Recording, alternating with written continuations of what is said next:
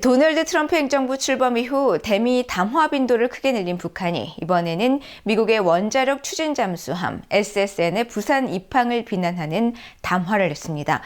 북한의 이 같은 잦은 비난 담화들은 대화 재개 조건들을 집요하게 제시하는 것으로 분석됐습니다. 김영교 기자가 보도합니다.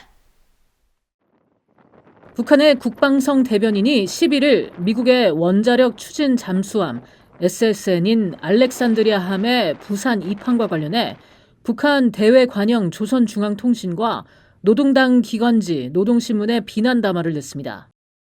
알렉산드리아함의 부산 입항은 변할래야 변할 수 없는 미국의 대조선 대결 광기의 집중적 표현이며 안보 우려에 대한 노골적 무시라고 비난하면서 국가의 안전 이익과 지역의 평화를 수호하기 위한 임의의 수단을 사용할 준비 상태에 있다고 밝힌 겁니다.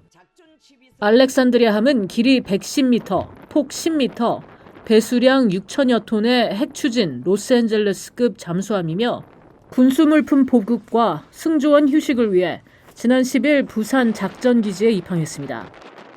한국 정부 산하 국책 연구기관인 통일연구원 조한범 박사는 도널드 트럼프 2기 행정부 출범 이후 절제된 표현이긴 하지만 더 과민하게 반응하고 있다고 분석했습니다.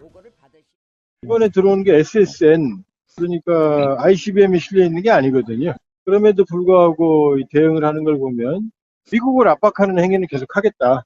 왜냐하면 기싸움을 하는 단계에서는 지금 김 위원장이 원하는 걸 얻은 게 아니거든요.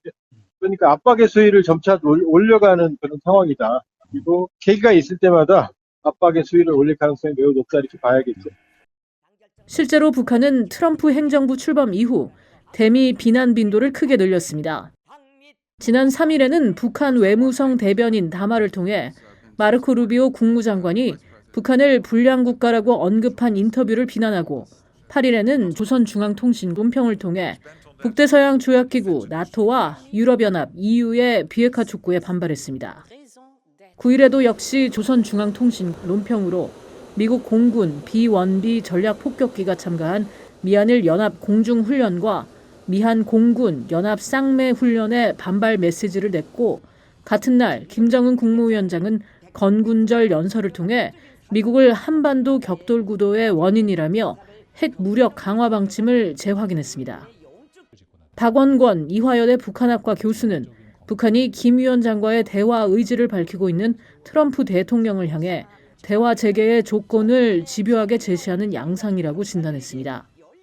그들이 말한 적대시 정책의 가장 앞부분에 있는 것이 연합훈련과 전략자산 전개죠. 그래서 적대시 정책 철회가 대미 대화의 전제 조건이라고 생각한다면 그래서 연합훈련과 전략자산 전개 중단이 있어야 그것이 가능하지 않을까라는 거고요. 이런 가운데 한국 외교부 조그레 외교전략정보본부장은 방한 중인 일본 외무성의 가나이 마사아키 신임 북핵 수석대표와 10일 오후 서울에서 만났습니다.